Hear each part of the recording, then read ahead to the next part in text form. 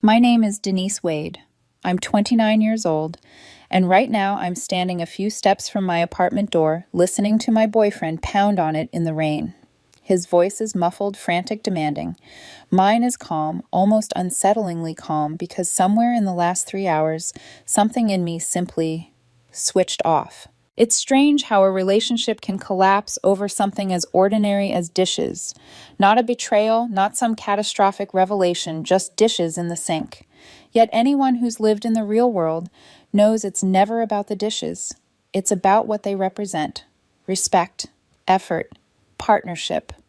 All the small, invisible threads that hold a life together until one day you look closely and realize only one person has been doing the stitching. 3 hours earlier, everything had still been normal, or as normal as things had become with Henry, my 27-year-old boyfriend, who had been treating my apartment like a hotel for the past 8 months. Not officially moved in. Oh no, he was very firm about that. He kept his real apartment across town, the one his parents helped pay, for a place he visited maybe twice a week. But mine was where he slept, ate, showered, worked out, lost socks, left laundry, and somehow never seemed to clean up after himself. I'd just gotten home from a 10-hour shift. I'm a construction project coordinator on a massive hospital renovation, and lately we've been behind schedule, which means staying long after everyone else clocks out. By the time I reached my building that night, my shoulders felt like concrete and every part of my brain wanted silence, a shower, and maybe 5 minutes where no one needed anything from me. But the moment I opened the door, the first thing I saw was the sink. Full. Again. Plates. Bowls. 2 mugs with dried coffee rings. A pan still greasy from whatever Henry cooked earlier. It was the 3rd time this week. I just stood there breathing in and out, reminding myself I wasn't crazy, that this wasn't normal, that asking a grown adult to clean up after themselves wasn't controlling, demanding, disrespectful, or any of the other words Henry had started throwing around when I asked him to help out. He was on the couch, feet up, scrolling on his phone headphones around his neck. He didn't even glance at me when I walked in. "Hey," I said, still tired, but trying to keep my tone neutral. "Could you maybe do the dishes after you use them? I'm pretty wiped." He didn't look up. "I'll get to it later." "You said that yesterday," I reminded him quietly. "And the day before that." This time he finally looked at me annoyed, not apologetic. "Oh my God, Denise, are you seriously starting this now? I've had a stressful day." "I've been working since 6 in the morning," I said. "I'm just asking for a little help." "You're being controlling," he shot back. "I said I'll do it later." Something in me cracked. Not loudly, not explosively. It was almost gentle, like a string being snipped. "You know what," I said softly. "I'm not doing this anymore." He laughed. Actually laughed. "You're breaking up with me over dishes. That's pathetic." "It's not about dishes," I said. "It's about respect, or lack of it." Henry stood abruptly, grabbed his jacket and keys. "Whatever. I don't need this. I'm out. I'll get my stuff tomorrow." "No," I said, surprising even myself. "Take it now." He stared at me like I'd lost my mind. "It's my stuff. It'll be here tomorrow. Stop being dramatic." Then he left, slammed the door behind him. I heard his car peel out of the lot, angry and reckless. For 5 minutes, I stood in the middle of the living room, staring at nothing, letting the shock settle over me like dust. Then my phone buzzed. Instagram notification. I opened it. There he was, Henry sitting in his car, hair perfect lighting, perfect fake sad expression locked in. Caption. Single and moving on. Sometimes you gotta drop the dead weight. Self-love. Know your worth. My heart didn't sink. It hardened. He really thought he controlled the narrative. That he could publicly dump me, humiliate me, make me look like the unhinged girlfriend who couldn't handle it, and then waltz back tomorrow like nothing happened. So I liked the post. Then I commented, "Great, the locks are changed. Good luck with that moving on thing." It took me 30 seconds to open my building's app and generate a new 6-digit entry code. Done. Easy. After that, I walked to the kitchen, rolled up my sleeves, and started washing the dishes he left.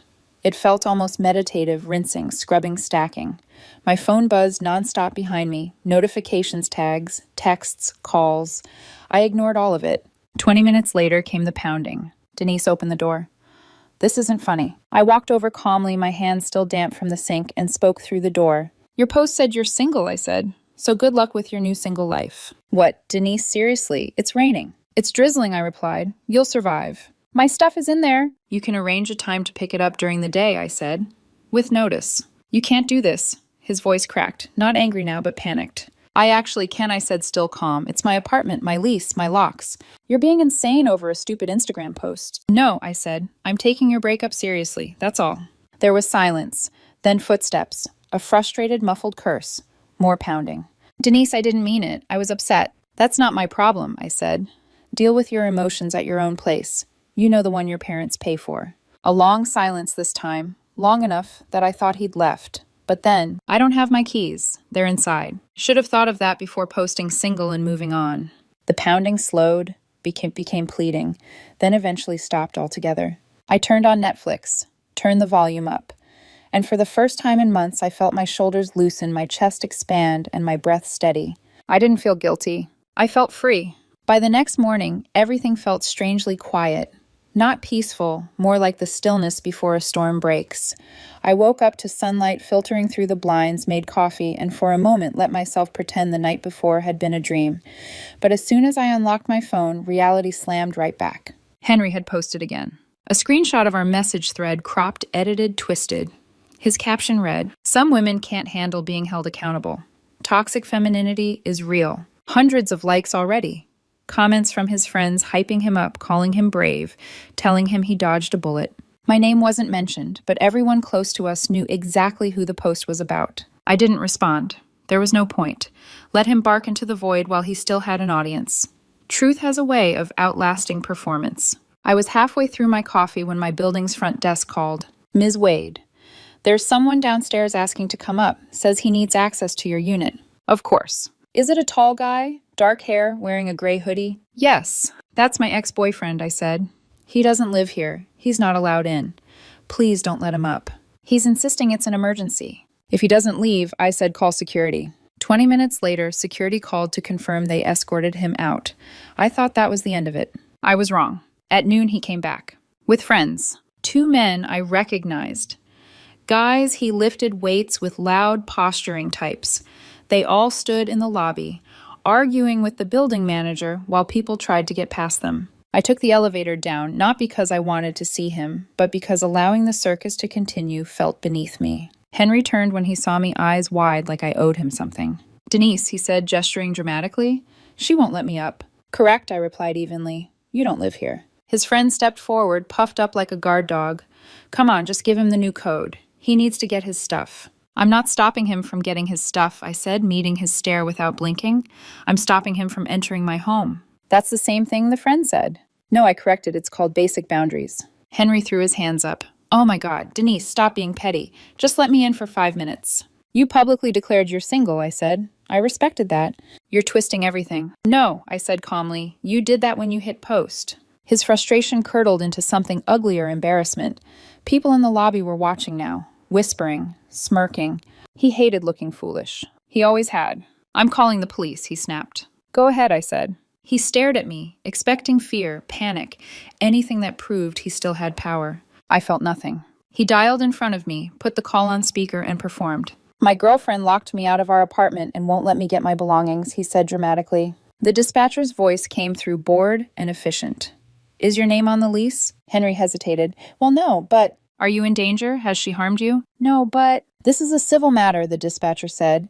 "If your name is not on the lease, she has the legal right to deny you entry. You will need to coordinate a time with her to retrieve your belongings." Henry's expression collapsed. I almost felt sorry for him. Almost. "Has she stolen or destroyed any of your property?" the dispatcher continued. He looked at me. I raised an eyebrow. "No," he muttered. "Then work it out civilly. If you can't, you may pursue small claims court. Have a good day."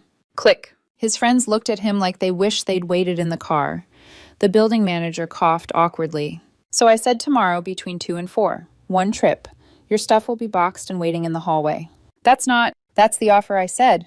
Take it or leave it." His friends pulled him toward the exit before he could embarrass himself further. I went upstairs and got to work. Clothes, toiletries, his overpriced hair gel, protein bars, that worn-out hoodie he refused to part with, a box of sentimental items he once claimed meant everything to him, but apparently didn't mean enough to treat me with the bare minimum of respect. 7 boxes total, 2 bags. While packing, I found the first red flag in physical form, a receipt from a restaurant I'd never been to. A fancy place. $180. 2 people. From 2 weeks ago, the same night he'd told me he was having a late gym session. I picked it up slowly, my stomach tightening. Then I found another, a hotel parking stub. Same week. He'd said he was visiting his sister. I took pictures, saved everything. Not because I planned to confront him or start drama, but because at that moment I realized there was no version of this story where I deserved to doubt myself. By the time 2 o'clock rolled around the next day, I'd stacked everything neatly in the hallway. When the elevator doors opened, Henry walked out with 2 friends and his younger sister trailing behind. I opened my door just enough for them to see. "It's all there," I said. "Take it and go." "I need to check you didn't steal anything," he said. "Check from here," I said. "You're not coming in." He went through each box, pulling things out, making a mess in the hallway like a child throwing a tantrum. His sister looked mortified. "Where's my cologne?" he snapped. "In the small bag on top."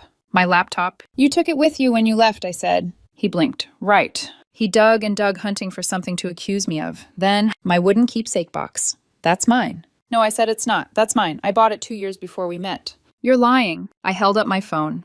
A photo of me holding the box dated and time-stamped 18 months before we started dating. His face fell. His sister whispered, "Just grab your stuff, Henry." He muttered under his breath, gathered everything, and finally left. She gave me a tiny apologetic smile as the elevator doors closed. When everything was quiet again, I closed my apartment door, locked it, and exhaled a breath that felt like it came from years ago. This wasn't heartbreak. This was release. For a few days afterward, life settled into a strange rhythm. Not calm, Henry would never allow that, but predictable in the way a storm becomes predictable once you've studied its path long enough. Every morning I'd wake up to new messages. Every night I'd go to sleep to a fresh wave of them, some guilt-ridden, some furious, some downright theatrical. The first phase was contrition. "I miss you. I can't believe you're doing this. Can we talk, please?" I ignored them. Then he tried nostalgia. "Remember that weekend trip? Remember how good we were together? Don't throw this away." I ignored those too. The second phase came fast rage. "You're cruel, you're a narcissist, you're emotionally abusive, you're punishing me over nothing." I blocked his number. He moved to email. "You're gaslighting me by taking my post seriously. You know I didn't mean it." That one I didn't respond to, but I read it twice because somehow it perfectly captured who he'd been for months. Somebody who believed intentions mattered more than actions. Someone who thought consequences were optional. Then came the DMs. Not from him, from his friends. A girl he occasionally partied with wrote, "You destroyed his mental health. I hope you're proud." A guy from his gym messaged, "Real women communicate. You didn't have to ruin his life." Someone else went on a 3-paragraph tangent about how I needed therapy. I blocked them all. By the end of the week, the noise got so exhausting that I muted every notification on my phone except for my mother and 2 close friends. Peace is a thing you don't appreciate until you have to fight for it. But Henry wasn't done. Saturday morning, my building's security called. "Ms. Wade, your ex-boyfriend is here again. He's demanding access." "Do not let him inside," I said. "He's already been told not to return to the property. He refuses to leave." "Then treat him as a trespasser." Security escorted him out again. 10 minutes after that, the buzzing began. My door buzzer, repeatedly, over and over, like he planned to wear it down through sheer persistence. When that didn't work, he buzzed every unit in the building trying to get anyone to let him inside. I called security. They went floor to floor. 13 minutes later, he was removed again.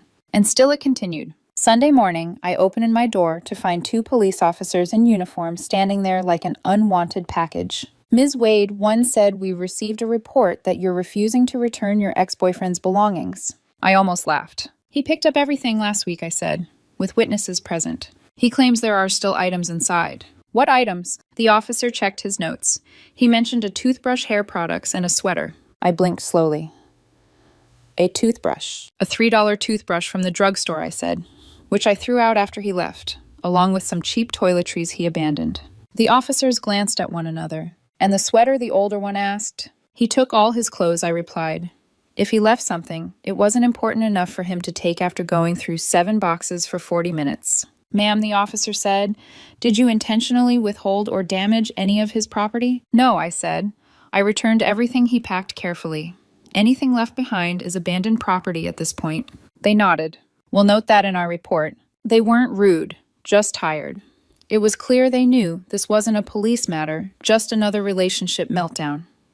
Someone wanted law enforcement to fix. After they left, I checked under the bathroom sink. Sure enough, a cheap razor, half-empty shampoo, and a travel-size conditioner were still there. I photographed everything and put it in a small box with his name. Not because I owed him anything, but because I wasn't going to give him even 1 point to use against me. That afternoon, my phone rang an unknown number. I almost didn't answer. I should have gone with my first instinct. It was his mother. "Denise, what is going on?" she demanded, skipping any greeting. "My son is devastated. He says you humiliated him and threw him out over nothing." "He publicly declared he was single," I said, my tone polite but firm. I respected his choice. "He didn't mean it," she snapped. "He was emotional." "Then he shouldn't post things he doesn't mean," I replied. "He's been crying for a week," she said, voice trembling, as if her son were 12 instead of 27. "He says you locked him out of the home you shared." "It wasn't his home," I said. "My name on the lease, my rent, my furniture. He stayed here because he wanted to, not because he contributed." "You're being cruel. He has nowhere to go." "He has his own apartment," I reminded her. "The one you and his father pay for." Silence. Thick, uncomfortable silence. She tried again. "He loves you." I exhaled slowly. He had a funny way of showing it when he was taking someone else to an expensive restaurant behind my back. Her voice faltered. What restaurant?" "The one from the receipt I found. And the hotel parking stub. Both from nights he told me he was busy or out with family." Another long silence. I could hear her breathing. Hear the realization hitting her. "I'm sure there's an explanation," she managed weakly. "I'm sure there is," I said, "but it's not my problem anymore." She hung up. For the first time in days, I felt a kind of stillness inside me. Not happiness exactly, not relief. Something heavier, something like truth settling into its rightful place. On Tuesday evening, things escalated yet again. I came home to a letter taped to my door, an envelope with my name written in handwriting I didn't recognize. Inside, a demand letter.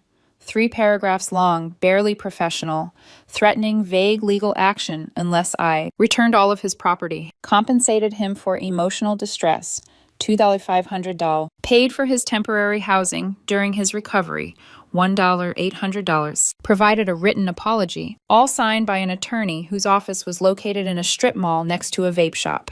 I forwarded a picture of it to my friend, a paralegal. He called me laughing. "This is the worst demand letter I've ever seen," he said. "It's technically real, but it's garbage. Don't respond.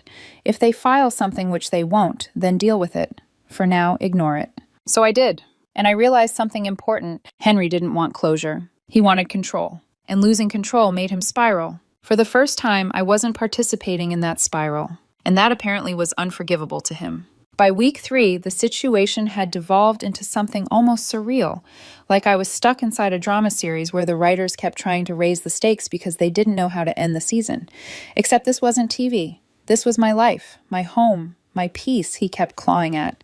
And the worst part, he didn't even want me back. He just couldn't stand that I had stopped reacting. People like Henry mistake silence for weakness. They don't realize silence is often the first sign of freedom. The gossip began quietly, one message here, another there, from people I barely spoke to anymore. "Hey, I don't want to take sides, but Henry said you locked him out in the rain and held his stuff hostage. Why didn't you just talk to him instead of going nuclear? Maybe you should hear his side too. He's really hurting." At first, I didn't respond.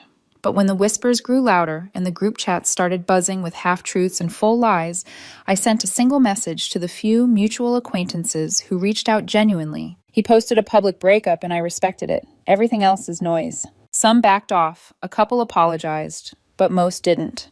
They chose the more dramatic version, the one where Henry was the tragic hero and I was the cold, vindictive woman who snapped over dishes. Honestly, good riddance. I'd rather lose people who cling to the loudest voice than keep people who never asked for the truth. But of course, Henry wasn't satisfied with online theatrics, or friend theatrics, or lobby theatrics. He needed one more spectacle. It happened on a Wednesday afternoon.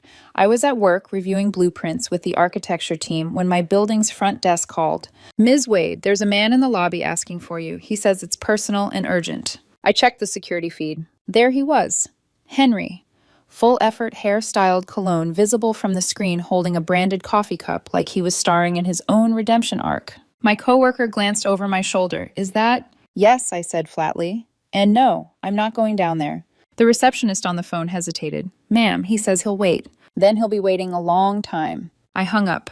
After the meeting, I stepped out into the hallway and texted security. "If he refuses to leave, escort him out. If he returns again, I'll be filing a restraining order." A minute later, the receptionist messaged back. "Understood. He's leaving now." An hour after that, my phone pinged with a text from an unknown number. It was him. Wow. You won't even talk to me after everything." I didn't answer. Another came. "You're being ice cold for no reason." I was trying to talk things out. Talk things out, I thought. Or perform for an audience. He messaged again. "I didn't mean the Instagram post. You know that." So I responded, just once. "You declared you were single. I honored your words. Stop contacting me." He replied instantly. "Why are you being so cold?" I didn't answer. He texted again. "We could fix this if you'd stop being prideful." And again. "You're proving all my points about you." And again. "Fine, be like that. You'll regret this." I blocked the number. That night, for the first time since the breakup, the apartment felt warm instead of hollow. Not because anything had changed, but because I had finally said the thing he hated most. No. The next day, life moved on. Until a new ripple hit the surface. It came in the form of a casual run-in with a mutual friend at the grocery store. She was someone I'd always considered decent, smart, no nonsense, not easily manipulated. So I was caught off guard when she said, "You should have told me your relationship ended like that. Henry's been telling everyone you had a meltdown and kicked him out because you're insecure." I didn't get angry. I didn't get defensive. I just asked, "Do you want the real version or the entertaining one?" She blinked at me, surprised. The real one. So I told her, not everything, just the facts. The post, the locks, the harassment, the police, the receipts. When I finished, she exhaled slowly. "He didn't mention any of that." "Of course not," I said. She nodded. "I'm sorry. You didn't deserve this." That conversation spread quietly. Not through drama, but through whispers of truth. The kind that sink deeper than gossip because they're simple, undramatic, real. By the end of the week, a few more mutual friends reached out. Some apologized. Some admitted they'd only heard Henry's filtered version. Some said nothing at all, which was just as telling. But the biggest shift came a few days later when a DM popped up from an account I didn't expect. His ex-girlfriend. Not the mysterious gym woman. His ex before me, the one he always insisted was crazy and dramatic and obsessed with him. Her message was short. He did the exact same thing to me. The public posts, the guilt, the fake legal threats, the drama. Just thought you should know you're not alone. I stared at it for a long time. Some truths hit quietly but land like earthquakes. By the time week 4 rolled around, I felt a kind of emotional callus forming a protective layer over the rawness he kept trying to poke at, which made what happened next feel strangely anticlimactic. A new letter arrived. Not taped to my door this time. Mailed. Real stationery. Professional font. Except when I opened it, my paralegal friend's words echoed instantly. Scare tactic, nothing more. It was from the same bargain bin lawyer, repeating the same empty demands, threatening the same non-existent legal action. Insinuating I was responsible for Henry's declining well-being. I read the whole thing, then calmly folded it, placed it in a folder labeled "Evidence Just in Case," and slid it into a drawer, because by then I understood something vital. Henry didn't want reconciliation. He wanted a reaction. And there was nothing more devastating to someone like him than a woman who had nothing left to give. It was week 5 when the story shifted. Not because Henry changed, but because someone finally told me the truth he'd been trying to bury under theatrics and noise. It happened on a Tuesday afternoon at a quiet little coffee shop near my office.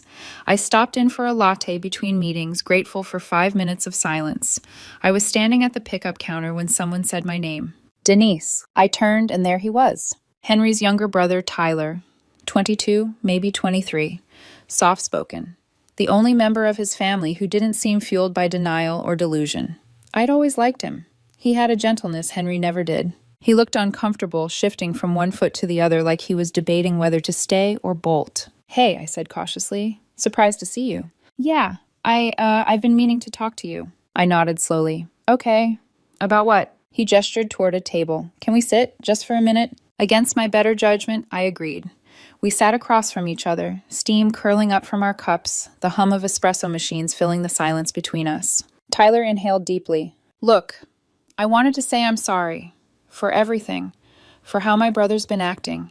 For the stuff he's been posting. For what he's been telling people." My eyebrows lifted slightly. "He's been telling people a lot." "Yeah," he muttered, rubbing his forehead. "That's kind of why I'm here." Another pause, another breath. "Denise, my brother has been doing this for years. With every girlfriend." I didn't say anything. I didn't need to. "He creates drama." Tyler continued. "Posts about it. Plays the victim. Then when the girl pushes back or leaves, he freaks out because the attention shifts. He hates losing the spotlight." I swallowed hard. Hearing the truth from the inside is different. Heavier. More pointed. "He told everyone you were unstable," he said. that you locked him out to punish him, that you refused to let him get his stuff, that you called the police on him." "That's interesting," I said calmly, considering he's the one who called the police. Tyler nodded. "I know. I was there that day." He left that part out. He hesitated, then lowered his voice. "There's something else you should know." Something in my chest tightened. Instinct, dread, validation, maybe all three. "The receipts," he said quietly. "The restaurant, the hotel, those weren't nothing." My throat went dry, meaning he looked pained, meaning he wasn't alone. The words hit like a quiet explosion. I didn't gasp, I didn't cry, I didn't even blink. I just felt this strange, hollow confirmation, like hearing a doctor finally diagnose symptoms you'd been feeling for months. Tyler continued, keeping his voice low. "There's this girl from his gym, Cassandra. They've been talking, on and off, for months." Months, plural. "Was he cheating?" I asked, keeping my tone level. Tyler winced. "I don't know for sure, but yeah, probably." I stared into my coffee, watching the foam dissolve. "He was keeping his options open," Tyler added softly. "He always does that. He kind of hedges his bets." Hedging his bets. The phrase echoed in my mind like a cold truth I'd known all along but hadn't wanted to face. "You weren't supposed to find out," Tyler said. "He thought if things blew up with you, he could slide right into something with her. That's why he made that Instagram post. He thought she'd see it and, I don't know, think he was available." "And did she?" Tyler grimaced. Not the way he wanted. She told him she wasn't looking for anything serious. Basically shut him down. And that's when he went into meltdown mode and tried to get back into your place. Of course. Of course. It all made sense. The desperation at the door, the constant messages, the sudden whiplash from love to rage to legal threats. Not because he wanted me, but because his backup plan had failed. Tyler exhaled shakily. "He's been a mess ever since. Mom's been buying the whole heartbroken victim thing. Dad stays out of it. But I couldn't watch him spin this narrative anymore. Not when you didn't do anything wrong." I looked at him, really looked at him. "You didn't have to tell me," I said softly. "I know." He straightened. "But you deserve the truth." He stood to leave, but before he turned away, he added one last thing, a sentence that stayed with me longer than anything else from that conversation. "For what it's worth, you dodged a bullet." Then he was gone, leaving me at the table with a cooling latte and a heart that felt both heavier and lighter at the same time. I sat there for a long moment, letting the truth settle into every corner of my mind. He didn't choose me, he didn't lose me, he didn't love me. He used me. For convenience, for comfort, for ego, for image. And when he thought he had something better lined up, he tried to humiliate me on the way out. All at once, the anger I'd been trying to suppress didn't feel sharp anymore. It felt justified. It felt cleansing. Later that night, I blocked his entire family.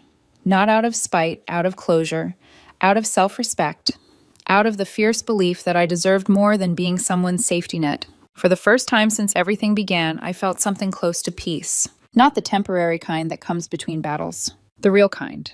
The kind that comes when the war is officially over. 6 weeks. That's how long it took for the dust to finally settle, not because Henry grew up or apologized or accepted reality, but because eventually even chaos gets tired when the person it's aimed at stops feeding it. By week 6, the noise had fallen silent. The DMs stopped. The fake legal threats disappeared. His friends moved on to whatever new drama filled their feeds. His mother stopped calling. His sister unfollowed me quietly. And Henry did what he always did, shifted the narrative once he ran out of ways to control the current one. But by then, none of it mattered. I had finally stepped out of the role he tried to cast me in. And the life that waited outside his shadow felt shockingly, almost unnervingly normal. My apartment was cleaner. My stress was lower. My evenings were quieter in a way that felt comforting instead of lonely. And for the first time in months, my phone vibrating didn't give me a spike of dread. One morning, as I was pouring coffee, I opened Instagram. Henry's page was still public, but I didn't check it out of longing. I checked it out of curiosity. He'd scrubbed every story about being single and moving on. Every post implying I was controlling or toxic was gone. Now his page was filled with quotes about healing and self-growth, selfies at the gym, and captions like, "Learning to focus on myself for once. Only real ones stay. New beginning." The irony was almost impressive. He hadn't grown. He'd pivoted. There's a difference. Apparently his gym girl had moved on to someone older. Someone established, someone who wasn't glued to his own reflection. Tyler had told me discreetly as an update, not gossip. He wanted me to know Henry's meltdown hadn't been about love or heartbreak. It had been about rejection twice. Without my apartment to lounge in, without my groceries to eat, without my emotional energy to drain, he was left with the life he'd been running from. A life where he had to take care of himself. Meanwhile, I had quietly begun to build mine back up from the inside out. Work became smoother. My friendships strengthened with the people who actually cared to hear the truth. I slept through the night again. I didn't jump when the door buzzer went off.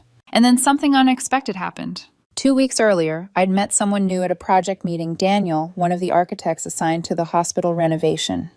Early 30s, thoughtful, steady. The kind of man who actually paused before responding. The kind of man who asked questions and listened to the answers.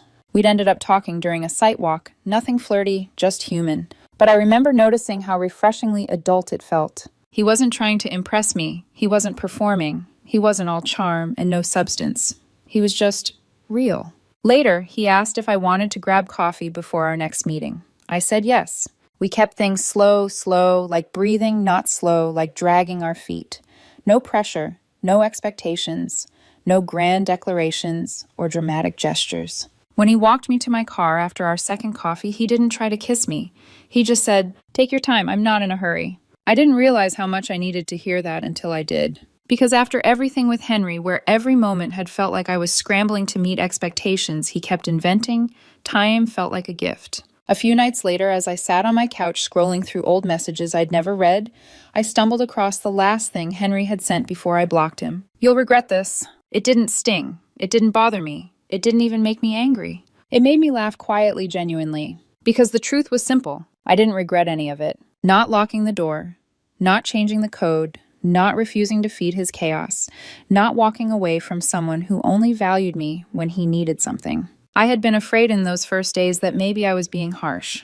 That maybe I'd let frustration guide me too far. That maybe the world would see me as cruel. But the more distance I gained, the clearer the picture became. Henry wasn't devastated. He wasn't heartbroken. He wasn't mistreated. He was inconvenienced. The thing he'd relied on my stability was gone. The person he'd used me was done being used. And the pedestal he'd placed himself on had cracked under his own weight. People sometimes ask if I feel bad about how it ended. Some say I should have talked to him longer. Some say I should have forgiven him because everyone makes mistakes. Some say I should have been gentler. But none of those people stood in my doorway listening to him pound on the door while declaring online he was single and moving on. None of those people found the receipts. None of them dealt with the police, the demands, the lies, the manipulation. None of them watched him scramble, not because he lost me, but because he lost control. So no, I don't feel bad. I feel grateful. Grateful I listened to myself. Grateful I set boundaries. Grateful I refused to play a supporting role in someone else's ego war. And grateful deeply, quietly grateful that I took his words seriously. He said he was single and moving on, so I let him be. I changed the locks. I opened the door to peace, and I walked fully finally into a life where I didn't have to explain why I deserved respect. No drama, no games, no spectacle. Just me, moving on. For real this time.